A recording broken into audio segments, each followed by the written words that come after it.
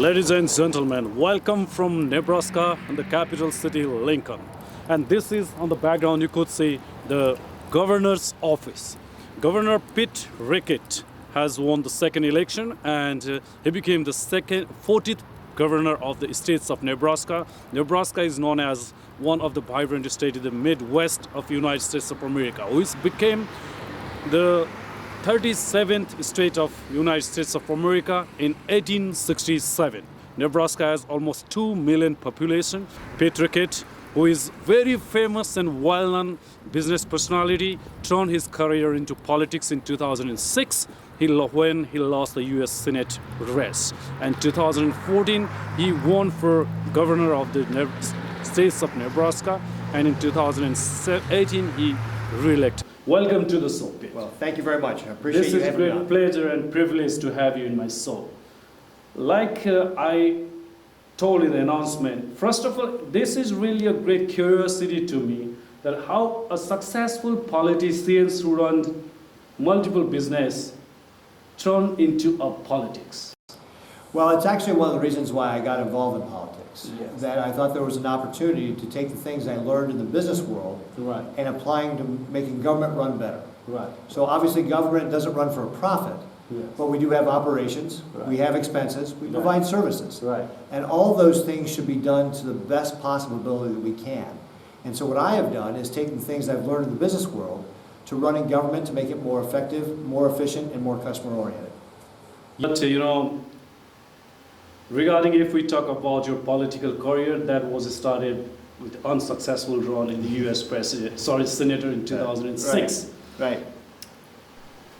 This is very interesting for my audience as well and for me as well to know that how you regain your position and how you stood and raised again and made your dream success and became a governor in Nebraska.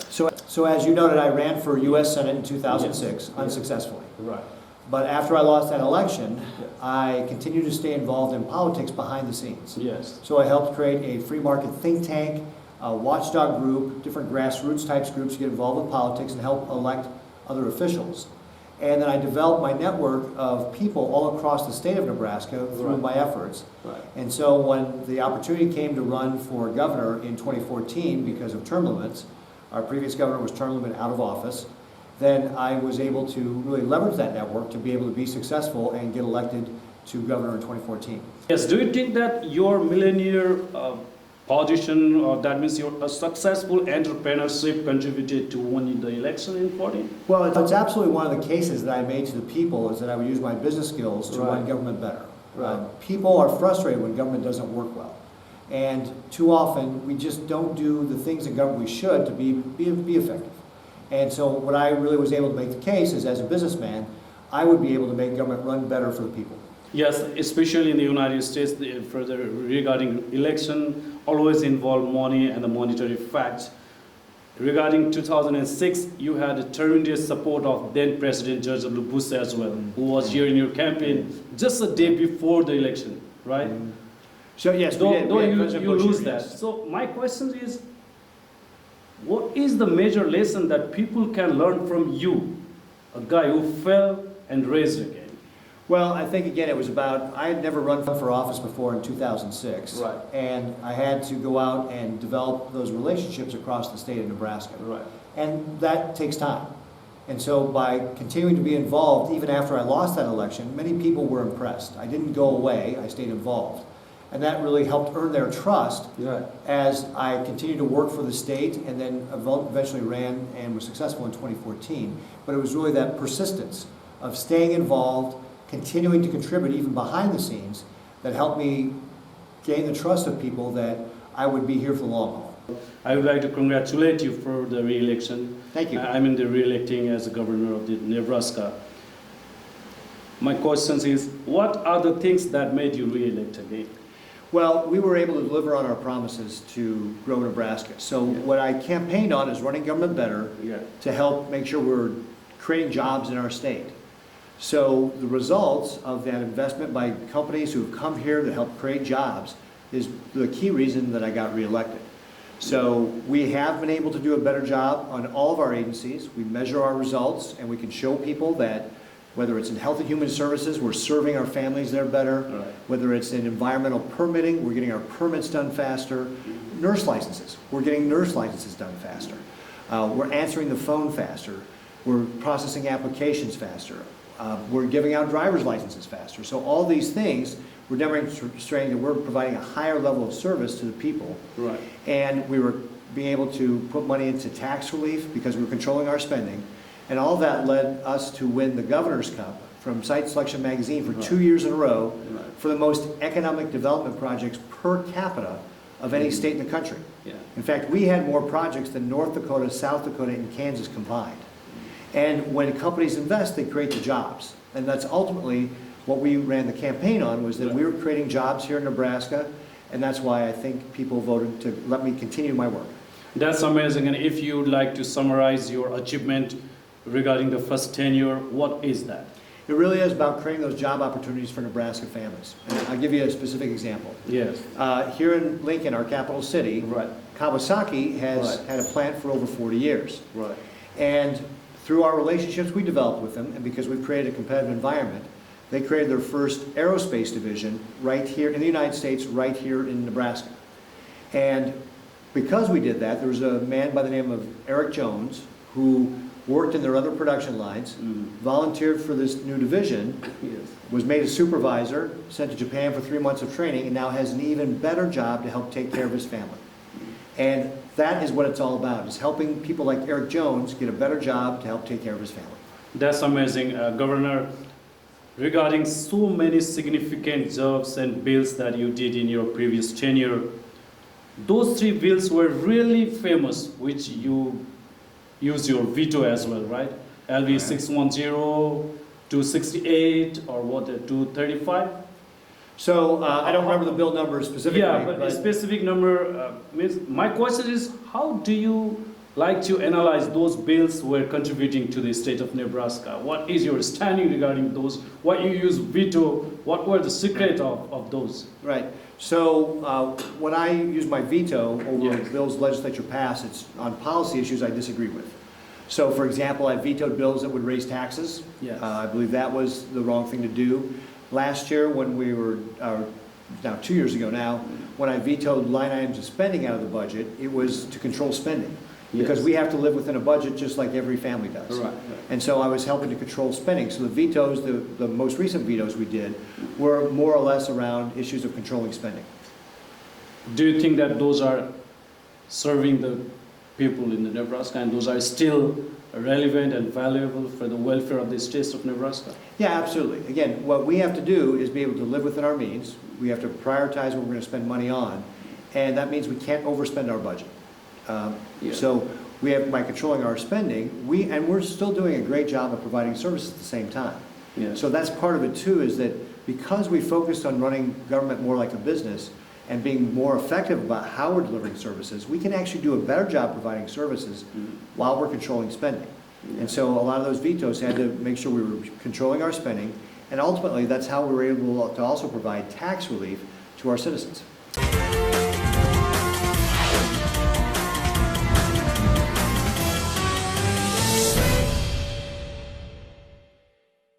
There are 49 governors in the United States of America. 50, right? including me. Including you, 50. Where you would like to rate yourself? What's the number among them? I don't worry about how I rate myself against other governors. What I'm really focused on is how am I doing for the people of Nebraska? You know, every state's different. The governors in Massachusetts and Maryland have different priorities than we do here in Nebraska. So I focus on what am I doing to deliver to the people of Nebraska, and obviously I've earned their trust enough to get reelected to a second term. There are so many surveying agencies and they are giving the number this and that, but we are very happy and very curious to hear from your mouth. What is your number if you won't give yourself? Well, I suppose you can go out there and look. There's probably a number of institutions that are measuring that. I don't actually pay attention to those things. So what I really focus on is, you know, how are we doing, making sure we're delivering our services for the people of Nebraska. So some of the surveying agencies and sometimes the people gives you really, really good number, like top 3, something like that. And there is contributing one factor, your relationship with the President Trump.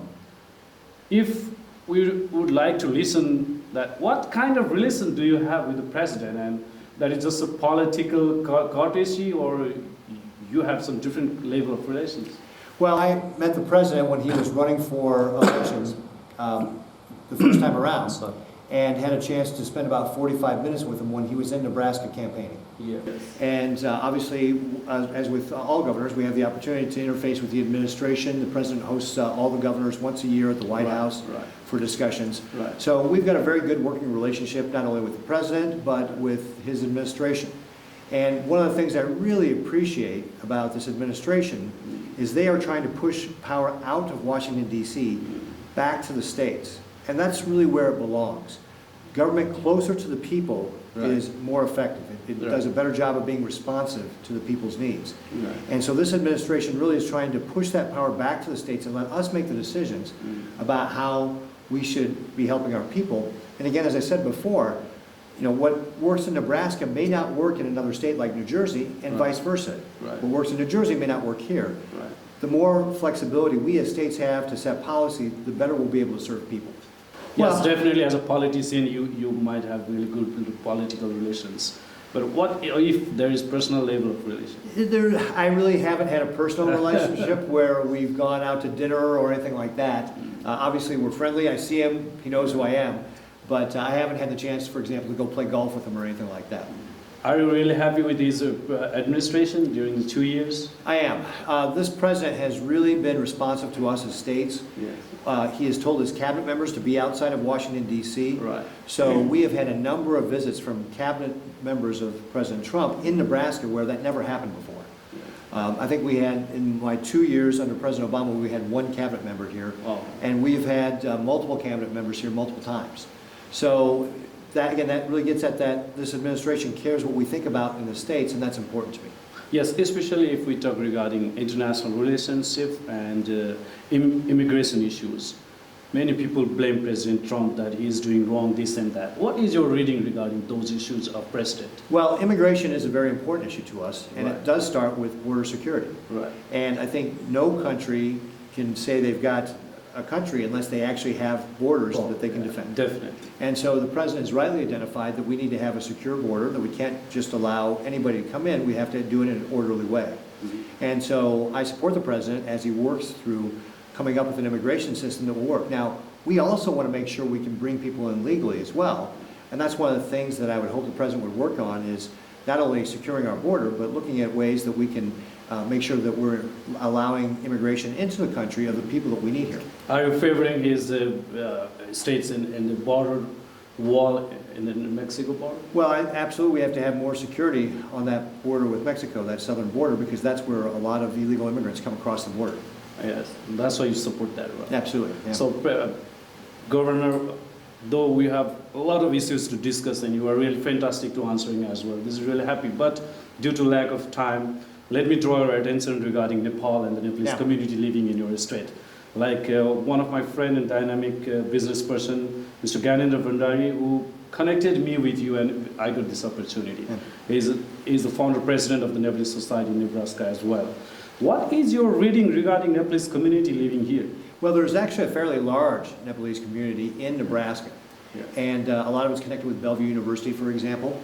And what I saw is that this community is very dynamic. That, for example, when there was the terrible earthquake in Kathmandu, that the community pulled together to raise resources to be able to help send aid to Nepal. So I think they've got a very dynamic community. I certainly enjoy working with folks, especially I appreciate my friend Gyanendra to be able to... How is he personally? He is a great guy, and he runs a great restaurant too. And what is your analysis regarding Nepal, that we are raising from a long insurgency? We fortunately settled that, and we draft a new constitution, and the country is running through the new constitution that is the newest in the world. Just last year we released that. And now the federal government is running really successful. What is your reading regarding Nepal as a newly federal democratic republic? Well, obviously, I think that when you have people being able to vote on their government, that's a good thing. That's the way that we should be self-governing. It's been several years since I've been back to Nepal, but I have made several trips in the past. And I've always loved my visits to Nepal. In fact, on the most recent one, I brought my family to Nepal. Oh, amazing. And When was that? That was, that was probably 2012 maybe? Great. 2012 or 2013. Yes. And it was great for my kids to be able to see what a beautiful country it is. But Do you remember any place or location that you spent? well, we went to Kathmandu. We went to actually there's a group called the Z Foundation, which is a nonprofit that does development work in remote parts of Nepal, like the Sotang area, the different provinces like that. And so we went and visited some of their project areas. So we went out to actually get outside of just the big city of Kathmandu, and we also went to Bhaktapur, because I've got friends there as well. But then we also went out into the country to be able to visit people. So it was really neat to be able to do that, and the people of Nepal were just so hospitable and so welcoming. It really made an impression on me and my entire family, just about how warm and generous-hearted the people of Nepal are. Yes, thank you very much for so nice remarks. And after 16 years, our foreign minister came to United States, and Washington D.C. and Mike Pompeo had a really good meeting Wonderful. with him. That's really good thing to strengthen the relation between those countries. What is your advice to get our relationship more stronger? Well, I would just encourage more Yes. people from Nepal to come to the United States and vice versa. Yes. That more of that people-to-people contact will strengthen that relationship, and I think that will also then pay benefits as you have more relationships with regard to our Secretary of State and your Foreign Minister and so forth. The more meetings they can have, Yes. I think the better it will be. So it really is. I love Nepal. I look forward to returning there someday again, and would love to have again strong relationships between Nepal and the United States. Governor, thank you very much for your wonderful time and your wonderful opinion. This is really great pleasure to get you. Eventually, would you mind to answer me, as the 40th President Donald Trump, what is your rating to him? Well, I think the President's doing a very good job. Yes. That he's addressing the issues with regard to, we talked about like border security, but even more importantly, creating economic growth. Right. So for a long time, the United States had an economic growth of like 1 or 2%, and this Right. past year we had over 3%, getting close to 4%. And what that means is more people have jobs. And when people have jobs, they can take care of their family. And that's the most important thing that a government can think about domestically, is to make sure that people can pursue their dreams. They can send their kids to school, go on holiday, be able to enjoy the good life in their country. And that's what we focus on here in Nebraska, and that's what the President has been helping create in the entire United States of America. Would you mind to tell one thing, that how do you manage your business, family, 3 kids, and a political career and serving the people? What is the secret of all those things that you are getting success and success? Well, it all gets back to having great people to help This is manage. honestly the final question, so we All right. want to listen from you. It is, first of all, it's all about having great people work in your organizations. Right. I really don't have a business that I'm running anymore, so it's just focusing on the state of Nebraska. But it's about making sure you prioritize. So I set aside time for my family, Wednesday dinner nights, Sundays. Those are days I don't work, so I really focus on my family. And then just prior to having a great team to help you manage your time is part of how I make this all work. Thank you very much, Governor. This is Thank you, great. Kiran. Thank you. Thank you.